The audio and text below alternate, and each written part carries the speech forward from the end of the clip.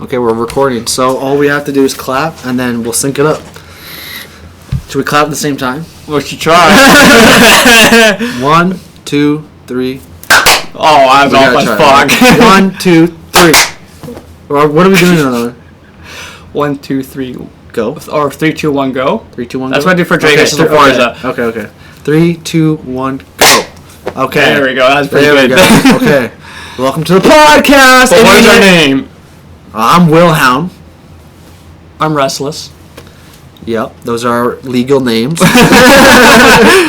And we're gonna do some music review type things for you guys. Yeah, we got a couple of different albums we're gonna pick through. Yeah, so of course we have to go with Meatloaf because recently he just fucking passed away. Rest in peace.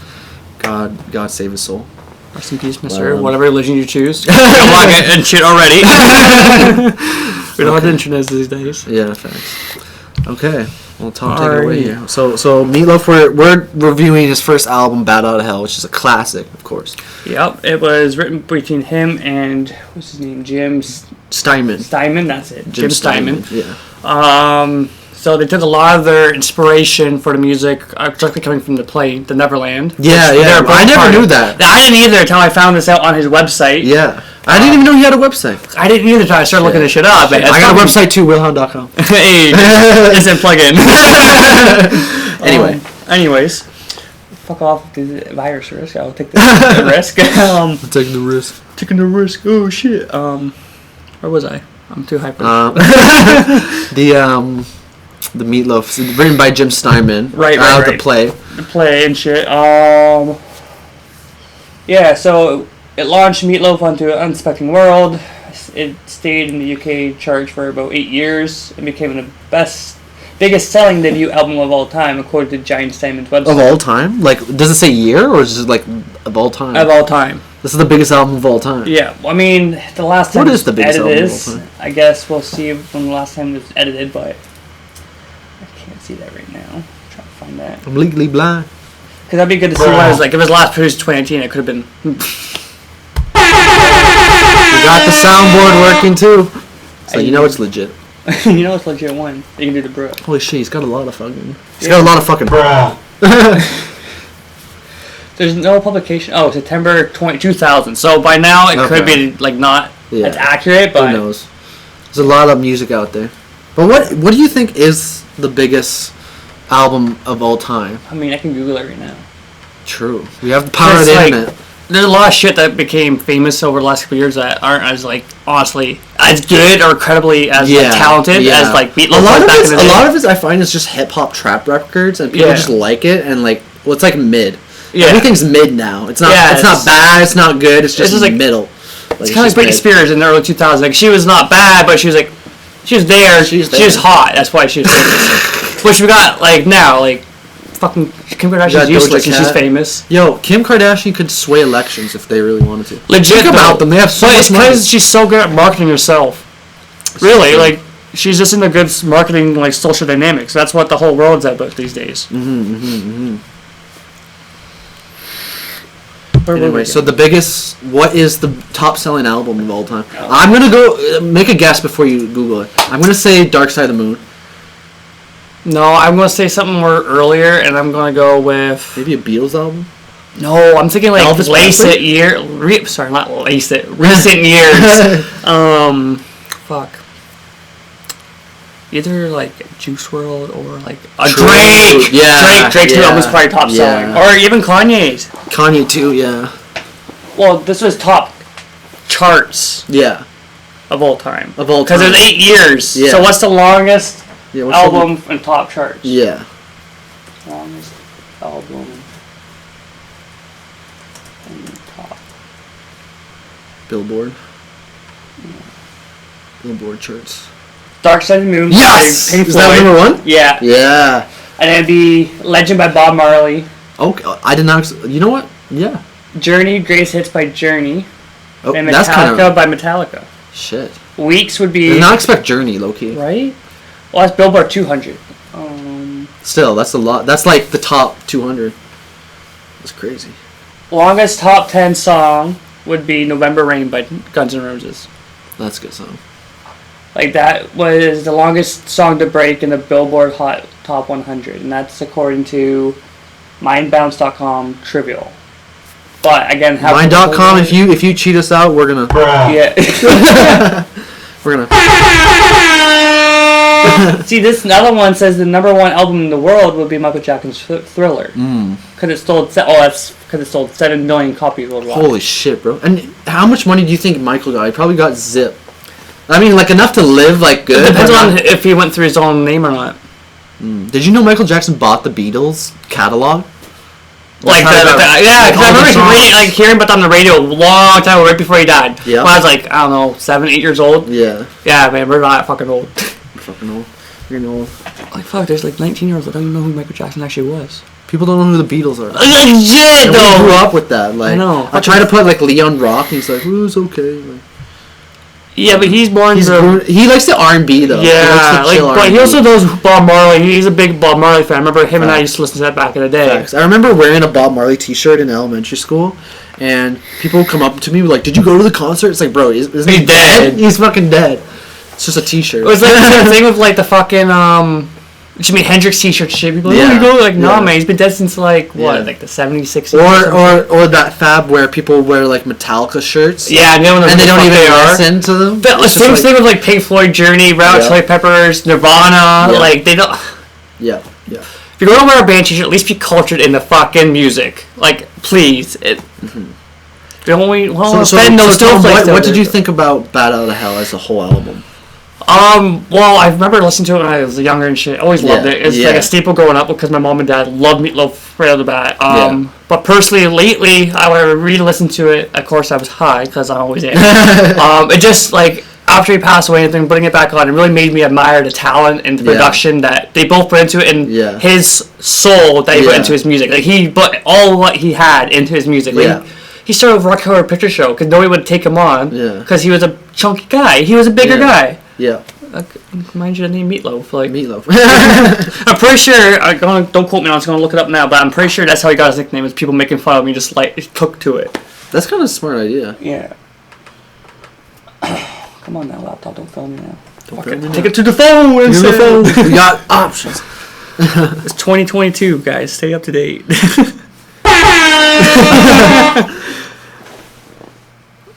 Oh, my phone's slow too. Okay. How did Meatloaf? But yeah, what did you think? Like, what would you give it out of 10? Do you think? I would give it a classic rating, like 10 out of 10. I give it. Yeah, for the nostalgia factor, like personally, it's like just because it hits home. We have bias. 10, bias. But for people that would probably pick it up after he passed away, they'd probably give it like an 8 or 9. I would honestly, like, I'm biased, I'd probably give it like an 8 or 9. Yeah. Because like it's not for everybody. Like a lot of like the Hot Summer's Night. It's a long song process. Like most of it's also like theater-ish almost. Yeah, very much so. Like it has like the. Make a play out of it, kind of deal. Like that's kind of where it took its inspiration from. They had plays like that in Toronto. Like that's how they got the inspiration from. Was that right? So it's interesting how that kind of died out though. Like I don't see that anymore, which will be cool because I feel like with like next album we're going to have coming up with Kendrick Lamar's album. Stay tuned. Shout out to him. I feel like you could make that into like a theatrical performance because of the way he progresses through it. Yeah. I'm definitely a fan of that kind of music though. Yeah.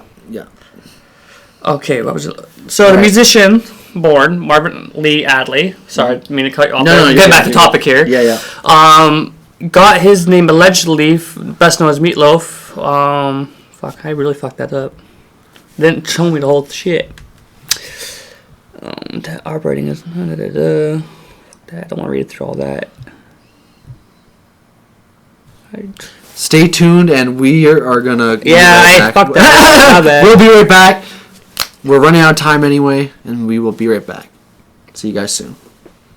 Peace! Alright. We have to clap again. Yeah. So 3, 2, 1, go, right? Yeah. 3, 2, 1, go. Okay. So we don't know what the fuck we're talking about, but we got some Twisted Tea. Yeah, so let's go to the house. We went to LC. Picked up some nice Twisted Teas. Delicious. See, it goes down like water. I mean, that's like my first drink in like almost a year. Yeah. Since I got hit by the car. We'll get into that later. Maybe in another episode. It's a long story. Anyway, the Meatloaf album. The Meatloaf album, all right, and how he got his nickname. Yeah. So, from what I found, Meatloaf got his nickname from when he was born. He had him in a plastic crib, and he asked the nurse, the nurse asked his dad what he would like on his name tag. He said meat, because he looked like a 9.5-pound meatloaf, which is honestly kind of cute. That he stuck with his nickname that his father gave him because he looked like that when he's a little baby. Like, that's kind of cute. That's dope. Yeah. Like, kudos to him, man. Like, kudos that's cool. Well, that's a little cheers to Meatloaf here. Yeah, a little cheers. Rest in peace. Rest in peace. Man, you know, like how like all these older celebrities have been passing away lately, and like in the last couple of years. First one that really affected me was the David Bowie one. You know? Yeah, that was a big hit to you. I remember you like when that happened. I was shocked. I was like, that was the celebrity that shocked me. But then you watch the videos on his last album and listen to music. His whole album his last album was about his death. Exactly, and crazy. Like again with the album about Johnny Cash and Hurt. Like you can see the sorrow in his eyes because he just lost his wife. Like rest in peace, Johnny Cash. Bruh. That was easy. Gotta love the soundboard.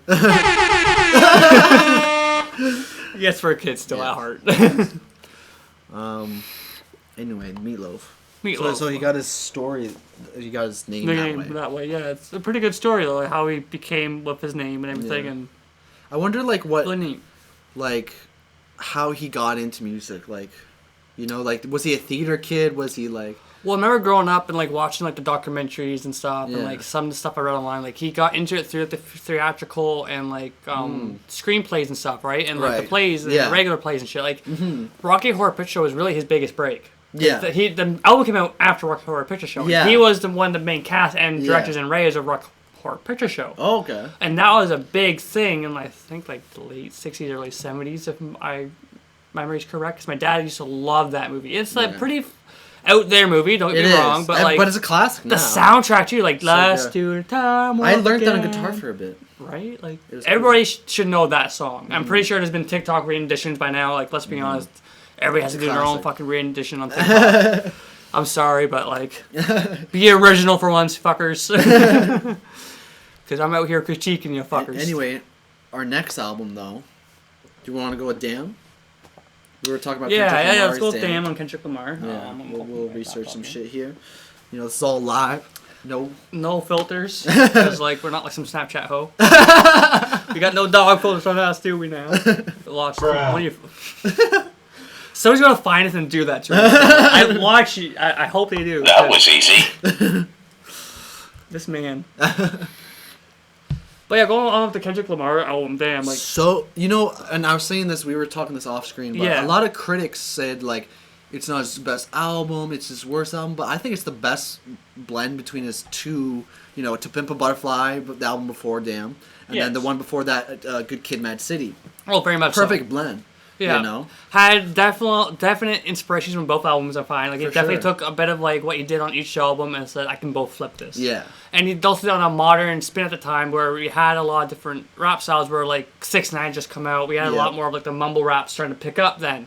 Like, what was it, like, 2016, 2017 when it released? Like 2016, 2017, yeah. Because I had the Accurate in at that point. I remember that. Because that was big. CD, too. Like, it was big. We had it on CD. I didn't have Bluetooth. We bumped that. Yeah. And that shit, like, it bumped hard, even with a crappy stereo. Like, it was a good mix, fucking, And he portrays, like, a storyline throughout his album, which is, again, I said it before with the Meat Level, I love that shit. I love the theatrical shit behind albums, like, where there's an actual story base to it. And he has, like, the skits and stuff going into the music, like, shout WillHound, he does it too, like, that's just cool. But yeah, like it starts off with like DNA, and then that's like a super banger. Yeah, and then it gets like it's just the perfect blend. And it came out for me when a time when I was going through a breakup, and I was just like, damn, like the cover, you know, exactly, like fuck, like oh damn, this shit sucks. Yeah, like and we thought shit sucked. We need a new Kendrick Lamar album. It's almost been 5 years. It's been a long ass time. But then again, where the fuck A$AP Ferg at, man? Like he needs to draw something. That's true. Same with Rocky. Yeah, I would love to see them. some Rocky shit. I'd like to too. see them collab again. I'd like to see some old school like LSD, Yeah. like that kind of shit. Old Rocky. You know? Yeah, like old school Rocky. That'd be some cool shit to see. There's a lot of artists I'd like to see some stuff. But the Weeknd's new album, that caught me off guard. I like that shit. That shit. Yeah, I played that for Tom because I knew it came out this New Year, and I was just like, fuck it, put it on. And, you know, me and my ex-girlfriend were liking it at the time, but liking the Weeknd's music, so I was like, fuck it, put it on. And it's pretty good. It's all disco-y, 80, and it inspired me to working on my new album and shit. Yeah, like, and honestly, I was not a big Weeknd fan from when he started. No, like, neither was I. His last two albums, though, they've definitely got me into him more. Like, he's definitely got that. He's got a big catalog now. Yeah, and I like his, like, 80s retro style he's going for. I really fuck with it. He's doing a really good job with it. Yeah, yeah. And then he gets Jim Carrey, another Canadian legend, to like commentate the album. Speaking of celebrities I would hate to see go, he's just turned 60 not too long ago, and holy fuck. Who? Jim Carrey. Oh yeah. Oh, that video. Yeah, man. Like he's a god bless, legend. man. He's god bless. From Newmarket. It's close to us. Yep. And he's an honest to God good person. Yeah. He just is a good, caring person. But anyway, with Damn, you know, like. There's so, and you know, I went on the Damn tour. Like, I didn't go on it. I was supposed to go with you. Tom was supposed to go with us. I was working. Oh shit! I just. Fuck. Well, yeah, my real name's Tom. That's okay. Whatever. My name's Will. Let's chill. I mean, we can guess that from your name. Yeah. It is what it is. We're just trying to use that as an alias, but that's okay. It's chill. I'm pretty sure he gave it out earlier anyway, so it's fine. This man. They reveal already. That was a lot of fun. But I saw him anyway. I saw him live. Yeah. And you were supposed to come. Yeah, I was supposed to come. I paid for the tickets thing. I think I sold my portion of Mike at the time because I was already. Yeah. Really sucked out because I was supposed to go with that, and then I was supposed to end up going to the Work called you, didn't they? Yeah, I wasn't supposed to work, but I was working road construction, and like we would work crazy hours. Awful. Yeah, that shit fucked up my life for a long time. Yeah, no, holy smokes. There's some crazy moments in that point in lifetime. Anyways, like I was supposed to go on this Damn tour with you, but I ended up being called to work like the day beforehand, and I was going out. Yeah. For a fucking like a 3 day to 4 week expedition. Yeah, that's crazy. They didn't really give me time. Like, it could be 3 days or it could be 4 weeks. So pack Who knows? a couple bags. Yeah. So I'm like, oh, well, chill to every fucking day. But besides the point. So I had to resell my tickets, and then I wanted to Tyler Creator too with you, and then I had to bail on that as well, which sucked as well. But we did get to see MGMT. Yeah. We saw Management MGMT. Oh, and then we saw Logic, Super Duper Pal, and Neff on the same concert. The same concert. Honestly, and probably my that was a good performance. He really, you know, it was really different, and like the crowd wasn't fucking with it, but I fucked with it. Yeah, you know? like I had my hands up. I was like, because it's hard. But like, it's if he has a wrong atmosphere, I feel like if he had the atmosphere at night, that's what I'm saying. That toy would have popped up Because harder. I saw Logic a year probably prior to that one we saw. Yeah. Or 2 years. You went and saw almost every show. I've seen him in like every tour almost. Yeah. And big Logic fan back in the day. Still pretty good, you know. I still listen to his music. We still fuck with Logic, just like mostly old school Logic. Yeah, but I don't know. He just had that sound I like. His sound was different. Yeah, you know, under pressure, like it was so crazy. Yeah, don't get me wrong. I like his new albums and shit. Like especially Everybody. Like he's got some really good messages and shit. Yeah. I just like the old school shit more. Yeah. Like, it's got something different. That's what we grew up with. That's what we remember him popping off with. So it's kind of what we fuck with. Anyway, we'll come back to you in the next for the next 10 minutes. Peace.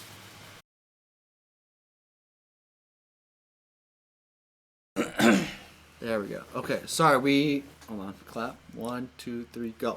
Okay, we kind of fucked up there. We were talking, but we weren't recording on the audio side.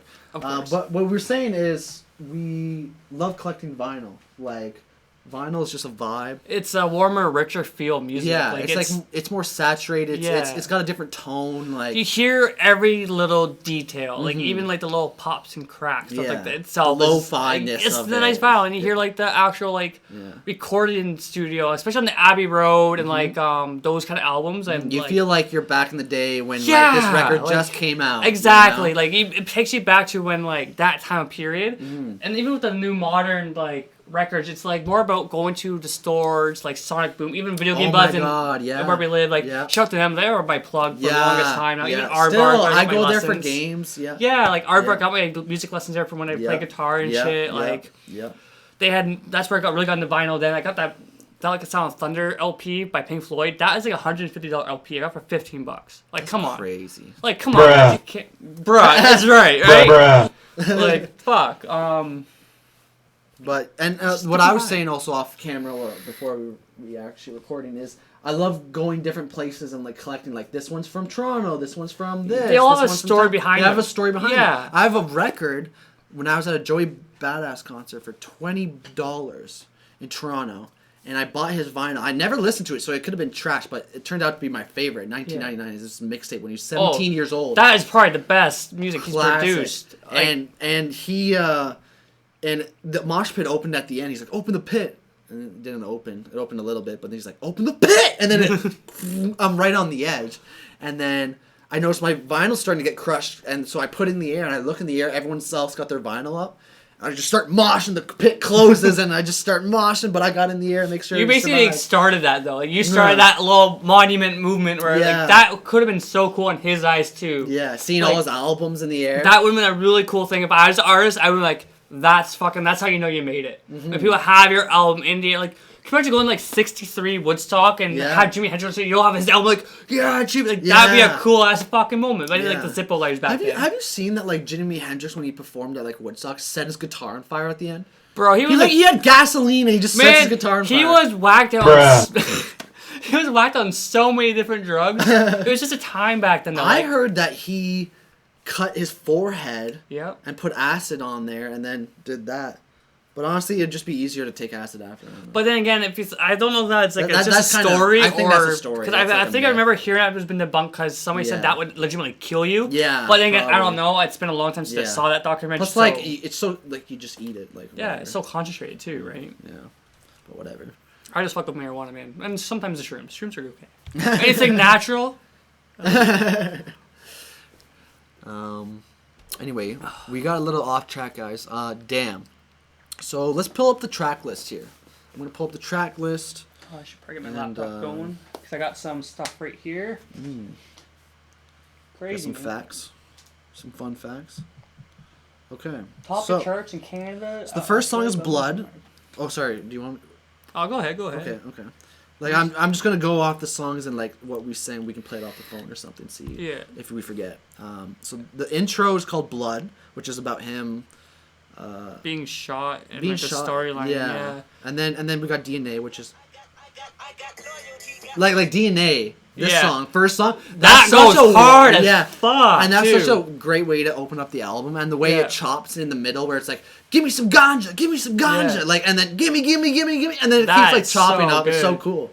And It's like really just cool. the bass line that hits right after, Yeah. and like it like producers have a hard time when you work with Kendrick Lamar. Like we've heard this over time and time again, and we've read it time and time again. Like a lot of people don't like working with him because he's such a hard artist to please. Same with Kanye. Yeah. Yeah. But Kanye, he like when he produces next good level, shit. yeah. Like as much as I don't fuck with a lot of his shit, Yeah. because like a lot of old 2006 I think Kanye, he's just but But even his gospel, like you can see the quality It's work really that he there, puts in. yeah. Like he takes his time and due diligence. Yeah. Like And he it's wants like, to be perfect. rappers get to a point where they can rap on any beat, so it's really all about beat selection, Yeah. instrumental. What do you want your sound to be, and you what know? flows best with what you're portraying.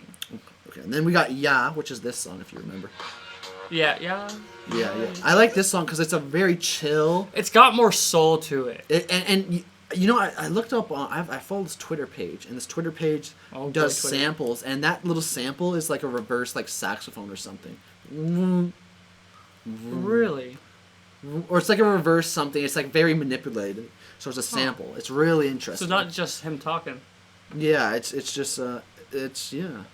And then we got Yeah. Elements. Yeah. And then we That got was easy. Wrong button. and then this is the That was easy. bruh. Bruh. Move this over a bit. There we go. And then we got Element. This is my favorite on the Yeah, it was very lyrical. This was I actually made a remix to this song. Mm-hmm. Yeah, I played it for you. Yeah, it's sexy, it's called Sexy. Yeah, that. WillHound Sexy on SoundCloud. Check it out. Or even on Spotify. It's on Spotify. It's all on streaming too. Yeah. WillHound Radio, the album itself, oh my god, like innocent plug, like honestly, like that shit I use when I'm gaming, I'm on the drive, like anytime, like it's fucking good vibe. I appreciate that.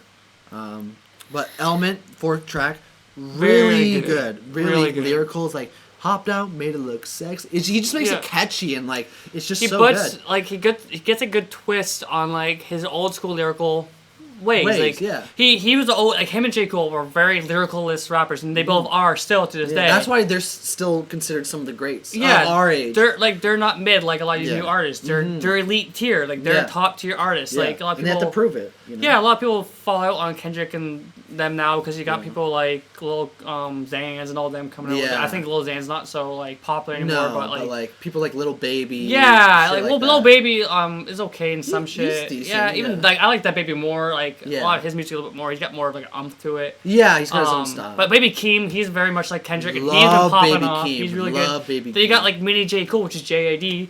He's really good. Did you know Jid just surpassed J. Cole's streamings on Spotify? Doesn't really surprise you, but that I did not know that. Jid is fun fact, I met Jid when I was working in a studio in Edmonton. Didn't he like retweet your tweet too? Yes. Okay, let me tell the story. So the story Bruh. Let's tell the story. Story time. So I'm going to his concerts in Edmonton. So I'm working in a studio in Edmonton at this time, and because my uncle owns it, and so turns out JID's coming to town. So we get the tickets. My friend's got a VIP. I just got a normal ticket. And so we get to the day comes, and we get to the stoplight, and the venue's here. Stoplight, is here. Look to the left, the sidewalk. This guy looks like a skater, but he looks like a bit like JID. I'm like, is that J? Like he looks a bit shorter, like. But what gave it away was he was wearing his own merch. How did he get it before the show? That's cool though. That's cool. That's his own shit. That's cool. But the thing is, it's like that's what gave it away, because how did people get merch before they came in unless they ordered it online or some shit? Exactly. Very rare. I've met people at the Kendrick show that had the merch beforehand. Yeah. But anyway. So we notice he goes into this Mexican restaurant. We follow him, which sounds very stalkerish, but trust me, Bruh. Trust me, it's he still lived. It's okay. It's all good. It's all good. And so we're like, okay, we're talking when we're going there. We're like, okay, he's got a neck tattoo and he wears all these bracelets and all this. And we walk in.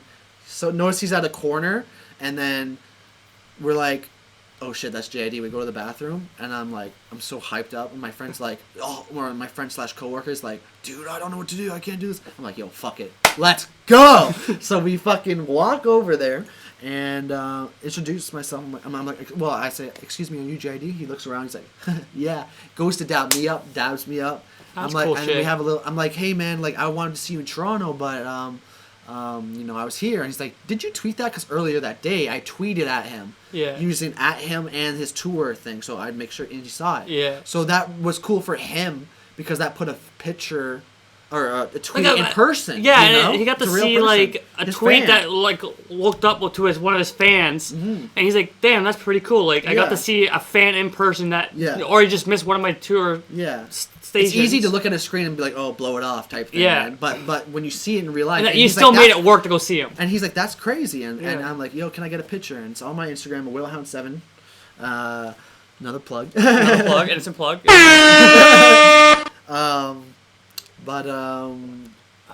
Yeah, so but my friend said like he talked to him for a second, and he was like, oh, he mentioned he had VIP or something, and I was like, can I get a picture? He's like, don't you have VIP? I was like, no, he does, I don't. So I get a picture with him, which is the one on Instagram, and did he give you VIP as well? No, he didn't. Oh, no, I would have been sick as fuck. Because you get a picture with them, and then my friend got. So my friend is shaking with the camera like this, like. And but low-key, I'd rather have it before the concert and after than during the concert. Well, what was crazy about after that, I had to go stand in line and like not tell anyone I just met JID. As part of that was the hardest thing I've ever done in my life. He didn't want you to tell people that. Because think about it, if I told people that, they would go rush the restaurant. True. Right? And you don't want to fuck him over like that. You don't want to fuck him over like that. So I he waited was like so an respectful hour. to you. You want to respect him. Exactly. Yeah, I get that. Exactly. I fuck with that. Yeah. Exactly. That's Bruh. cool shit. Yeah. That's cool shit. Like, I get that. Yeah. Respect. And so like about an hour or two later, I'm talking to these people online. I'm like, okay, yeah, I met JD. He was at the restaurant over there. And they're like, that's crazy. Yeah. And that was the story. That's good So shit. JD, goated. Next song for Damn. We're back in Damn. Kendrick, K-Dot. Feel. That song sounds like... This is kind of a psychedelic. Yeah, it's more like I feel like I like that one because like you. It's a different vibe. Yeah, It's really psychedelic and very kind of experimental. Yeah, like But it's it still still got a rhythm. It's different than what you typically usually do, but I find it ties into a lot like almost like LSD by A$AP Rocky. Yeah, it's kind of And that kinda vibe. like, and he had music come out when Signs Even Dated earlier, right? Yeah, so yeah. it makes sense that he drew inspiration from that kind of feel. Like even like Kid Cudi, Frank Ocean at the time, like yeah. they all had that very psychedelic feel to their music. Yeah, And it was ambient, chill, yeah. like just very. So that's a good song as well. But the culture was different back then. Culture's too. different. Yeah. Next song we have Loyalty with Rihanna. But come on, it's got Riri in it. You gotta love Riri. I always This liked is it. another banger. Yeah. My one friend Mike never liked that song. It's got more of a pop feel to it. Which fun fact, this sample is actually if you know Bruno Mars, he has got Yes. that song with the sound box where he's talking. He's like, I just want to get tonight. Like if you, I don't know, if, it's called 24 Karat Gold. That song. Well, It was on the radio. Okay, yeah. Anyway, they sampled the beginning of that and flipped it into this song. Oh. Fun fact. Fun fact. Yeah. And then next song we have Pride. This is kind of a more chill. Yeah, it kind of reminds me of a bit like Matt DeMarco even. Very true. Very, Yeah. very chorusy and very. Yeah, it's got more of like the beach guitar vibe to it. When I was going through this shit with the X, like I said in the previous, bro, that was the song. That was the song for me. That was the song. Yeah. Because it was just like, man, it feels like it almost feels like he's giving up on society, and it's crazy. I love how like when he names the songs, it kind of represents how it makes you kind of feel too. Yeah, like the the one songs word. legitimately that kind of does make you bring like a sense of pride to what you're feeling, and like the feel brings you more of a feel, like because it's more like psychedelic. You're like kind of high in your room. You're feeling the music, like you're in like that kind of feeling thing. Yeah. Like so, Not everything's gonna be a club banger, right? Yeah, so like I like how he named the songs. I liked how it comes to play to how you actually like interpret the song. Yeah. Like that's kind of how you go along with it. Yeah. Like, it's nice. It's got like a nice placement. Yeah, it's a good song. And then we got, of course, the classic single "Humble." Oh my god. This was the best song of that year, I find. I think it was too.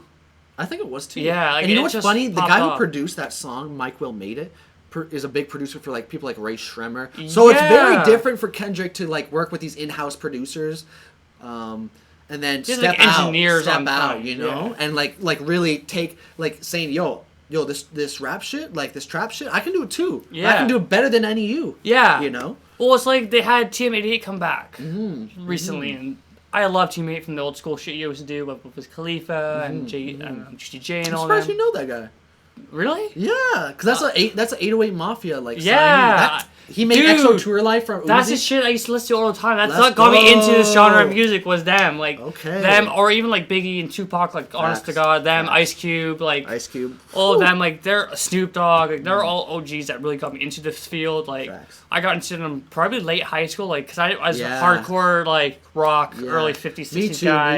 Me too. Bright Chili Peppers, that's all I Yeah. really listened Eminem. to. Eminem, like, I was, like, typical white boy. Yeah. Um, What got me into hip hop was Odd Future. Yeah, I remember you put me on them. I was like, they're not my shit right Yeah. now. Yeah. Now I fuck with them, like Earl well, Sweatshirt. they all evolved. Even like you know? Earl Sweatshirt's latest album, I fuck with it. It's That good. shit was hard. Yeah. That shit was good. And he was like the kind of like the look, not the down upon one of the whole Yeah, group. And yeah. like he's got some bars, man. He's got some talent. He's a good lyricist. Okay. Next song, we got Lust. It sounds like this.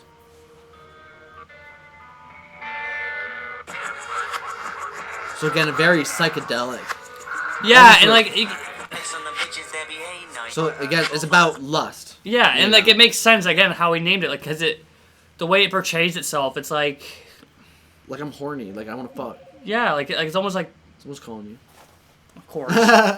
Technical difficulties. Fuck them, but it's just an email. And then we got another good song, Love, which is about... Of course, Love. Love me.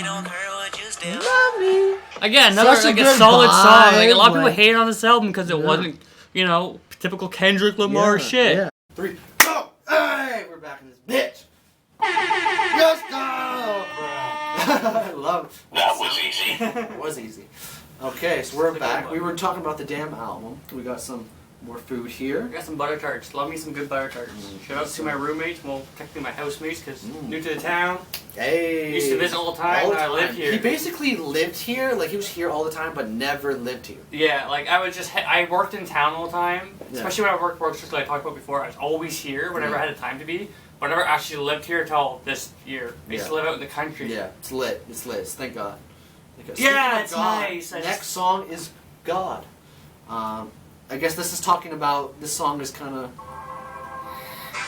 That's really spiritual side for sure. It's definitely, and like maybe maybe he almost feels like a god at this point, where it's like, am I, people make me out to be this perfect person, I'm not a god. Yeah, like they definitely put him on a pedestal, especially back then. He was on such a big pedestal, that's why there's so many critiques about this album, because of how big of a pedestal he was on. Because of his other albums, like they were so good. Butterfly and all those, like, they were so lyrically, so heavy. Like, it's Kendrick. And it's like, how are you going to top this? And then, it's like Eminem, like, he's on such a pedestal that people hate all his new music, but it's still good production. It's still really good. It's still like his different style. Kamikaze Man, holy crap. That was a great album. That was amazing so good. Came out, I remember I was turning with my friends down here, and I was on my Spotify, I was like, yo, Eminem just dropped a surprise album. Yeah. Like, it was just crazy. I was working at the place in Allison. I was out at a party during COVID, of course, because we didn't give no fucks. Stay inside, or do whatever you want, I don't care. Listen to Guru, they know everything. Don't listen to us, we're just fucking fools. Anyways, like, I was at this party, and we're actually outside on the roof listening to Kamikaze, because we didn't give no fucks. We're just drunk and high out of our minds. It was a good fucking time. Yeah. Nobody jumped off that night, but... That night, That was another night in my old house. Good old Markdale. And then the last song, Duckworth, which is about his dad, his dad. It's the, hold on, this one's got beat switches too. Remember this one? Yeah. So it's about his label owner, Top Dog, robbing his father at KFC, but his dad would always give him like extra biscuits whenever he came in, or extra free stuff. So when they did rob it, he wasn't hurt. Yeah. And then that's crazy because his dad, got Kendrick, and then Kendrick got signed to. It's crazy how those things work. Because especially in hip hop, the early days, man, it was these big time like gangsters running it. Because like you had like Eazy-E, he was a gangster. He funded NWA. Yeah, look at like the. Dr. Dre was part of them. NWA. Yeah. Or Ruthless. Not Ruthless. That's Easy's. Death Row Records. That's it. Yeah. All run by top. That was after. That was after Eazy-E and NWA. That's one of the reasons why Tupac and Biggie, they both got killed. Yeah. It's even come out like, don't get me now, Death Row Records, but that's one of the reasons. Like, don't come after us. Yeah. We're just chilling. We're just talking about the history of music. As I vape on all your poor soul. But yeah, it's crazy shit. But again, it shows you that time of period where people, like, they would rob you and shit, but you're also part of the community where if you took care of them, they would take care of you. They won't hurt you, they just won't hurt the corporation. Or they just needed that cash at the moment. Like, they weren't going to hurt, they didn't want to hurt him. Yeah, it's hard, He took care of the guy. He gave him free food quite often because everybody got to eat. Like you told me earlier, like, everybody got to eat, man. Like, that shit. It's true. It's a different community when you live like that. It's different. And, anyway, what else album do we want to talk about? Tom Petty. Yeah, Tom Petty, Full Through Moon. Tom is a huge fan. Oh, of course. Like, I mean, I'm named the same name. Right?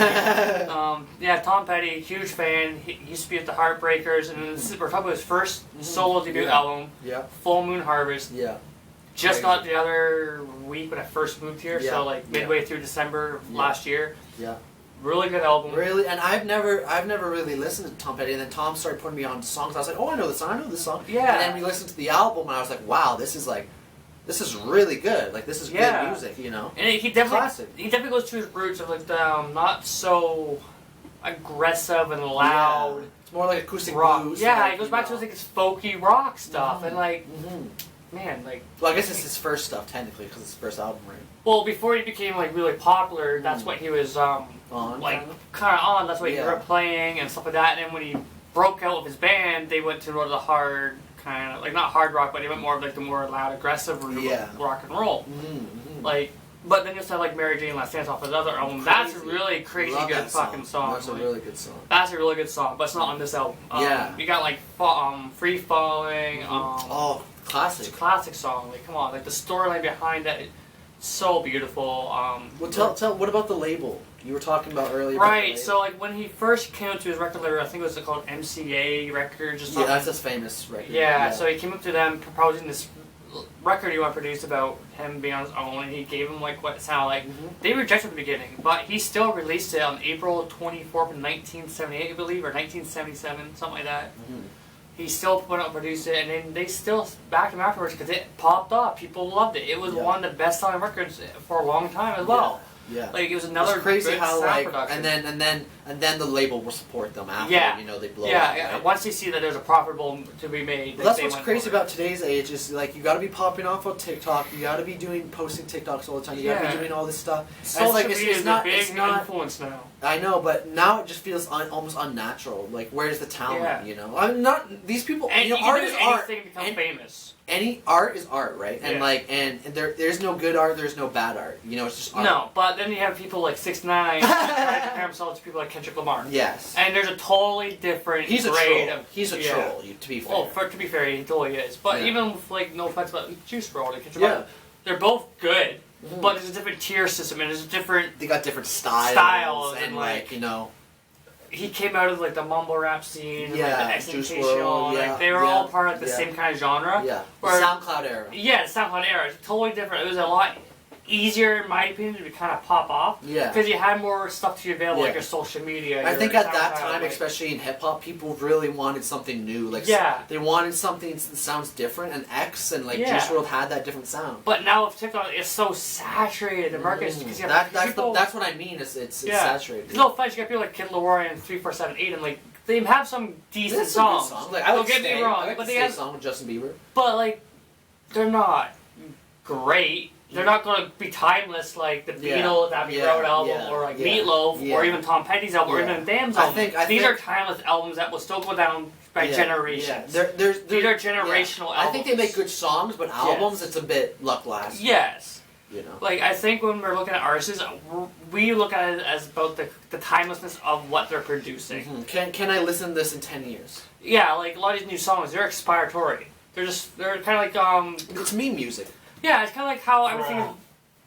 It's like how everything's made today. It's disposable. Like cars aren't made to last as long as they are. Not like your laptops, your computers. Like they're all supposed to break down. Yeah. That's how they want it to go, right? That way you buy more. It's marketing, right? Yeah. Bruh. Hey! As we keep going and we're stalling out. And I enjoy it. But you know. On some other artistry stuff, you know, like Tom here is you know, kind of a mechanical. You love doing mechanics, you know, you're a car guy, and you know, and like and that I feel like that's how me and Tom are those class. I've known Tom since grade 3. Yeah, I was in grade 3. He was in grade 2. I was held back. But he was held back, and Tom's actually older than me by a month. Complications. I was a bit stupid. I'm a bit stupid. No. But we met in grade 3 and we kept the friendship. 1 + 2 was 77? Yeah, exactly. Hey! And we've just always kept in touch ever since. Like I go to his house, you go to my house, you know, like nothing. Well, yeah, well, sure we have our odd fight here. Yeah, like we butt heads. But that's just human shit. That's human. That's normal. Like I do have family. Like I sometimes don't talk to my family for a couple weeks or a month at a time. But then like lately we've been more tight, right? Happened, you know? Like before we moved out, like sure, like we had issues, people but we still love each heads, other. You know? Yeah, for sure. That was easy. But yeah, I was kind of mechanically inclined. I like the car and stuff. I used to be into the music scene like you are. Yeah. Like I remember, like we both popped into it around the same time. Yeah, like, we were kind of getting into music at the same time. We're like, okay, we want to start playing guitar and play bass. And Tom was having lessons. You took it a lot more seriously than I did at that point because I started getting more of the car sides. Which is fair because that's just what you like and you grew up with, and like it's just it's fun to do. That and like fun. The adrenaline, man. Man, crazy. The adrenaline is just insane, especially when you got a car going sideways. Crazy. In the middle of an intersection, people call, like that's another story. Or a time go up to Quebec with like the ex and one of my buddies from work, and we're just doing stupid numbers down the highway. But again, different story, different time. Yeah. Like I mean, I was never like taking music serious until I got my first big heartbreak is because I was studying film, and I was thinking and I was like, this is a logical thing. I like doing short movies, and I still do I do have like a short film on my Instagram, that Airsoft Wars. Yeah, that's a good flashback to the history. Exactly. Yeah, that's pretty good. Yeah. And actually, we have a script for another one. Right on. Yeah. Fucking right. It's a prequel. Ooh. Yeah. Yeah. Wait, did they pop that idea into your head though? No, it was my idea. I literally me and Alex wrote the script, and I wrote most of it. Oh, maybe I was just thinking of something different now. Yeah. No, it was my idea with the prequel. Okay, yeah. Sure. But we haven't filmed anything yet. But we got the script. Anyway, I just kind of fell in love. Like I wanted to know the credits. I wanted to know who was working. When I had no one at the time, when I was by myself in this dorm, music saved me. Especially and I remember Tom saying like, surprisingly at the time, never listened to Dark Side of the Moon, and then I was like, I heard this is a good album. Put it on, smoked a bit of weed. Holy fuck! Changed my life. And I could just like picture like the artist doing this. I'm like, man, I want to do that. I want to like I'm okay at guitar. Like I want to try. So now I produce and I make music, and half the time I don't know what the fuck I'm doing, but you know what? It's fun. It's fun. Speaking of Pink Floyd, like you have Roger Waters, David Gilmour. It's a star-studded class right there. Like that's a introduction of any of their albums, like The Wall, Dark Side of the Moon, Division Bell, like Wish You Were Here. I have 80% of those on vinyl. The only one I'm missing is The Wall. I have everything else on vinyl, but it's so hard to find them now because everybody's getting back into them. Everyone is, yeah, that's fair. It's kind of cliche now, right? Yeah. But I still love them. It's still classic. It's still classic. It's amazing. This good music is good music, and I feel like, when people try to compare bands back in that day, it's like they were all friends, bro. Oh yeah. They were all like Eric Clapton and Eric Clapton. They were friends, even though George Harrison's wife left. Eric Clapton. But Wonderful Tonight, that was written by George Harrison. Beautiful song. Unbelievably beautiful song. And then Eric Clapton was part of Cream, and they did not Wonderful Tonight, sorry. They did, what was it called? Layla. I like the Cream version better than his acoustic version, but a lot of people refer to it as the acoustic version because it's more soulful and stuff. But that Cream, it's my summer jam every fucking year. Yeah. It's been that since I found that song in 2015. Mind you, that wasn't when it came out. People, just when I started. And this kind of goes into the day and age of now. People compare like, Kendrick and Drake and this person's better than this person. Like, bro, they're all friends. When you're at the top, you can only be friends with people who are at the top. Yeah, the only ones that aren't friends are Kanye and Drake. No, they're friends again. Oh, they're friends again. Oh my god, like they squashed their beef. They had a concert, bro, together. Man, it's like... Isn't that crazy? It's like Muslim marriages in Hollywood. Yes. Megan Fox and MGK. Yeah, but I don't know if that one's going to last or not. No, bro, those relationships... They never last. You're too famous. Like a super drug addict. Yeah, you're too famous to have that shit last. Yeah. Like, I mean, it's cute, but, like, I don't know. It is what it is. Mm-hmm. Rich, eat the rich, bro. I hate them. Not all the rich are bad, though. No. But the elite. Mm-hmm. Like, Shaq O'Neal, man. He does a lot for the community. Well, those people who are, down to earth. They understand what it's like from nothing. They came from nothing, and they had nothing for most of their lives, and all of a sudden they had this big breakout. Those are the most down to earth fucking people out. Yeah. By far. Yeah, for sure. I agree. Well, yeah. Shit crazy. Yeah, crazy shit, man. World's a crazy place. Lots of crazy things. Yeah. Should we end the podcast here? Sounds good. So? All right. Thanks, guys, for tuning in. Until next time. We love you. Let's do a clap for the end. 1, 2, 3. Clap. We're going to say that.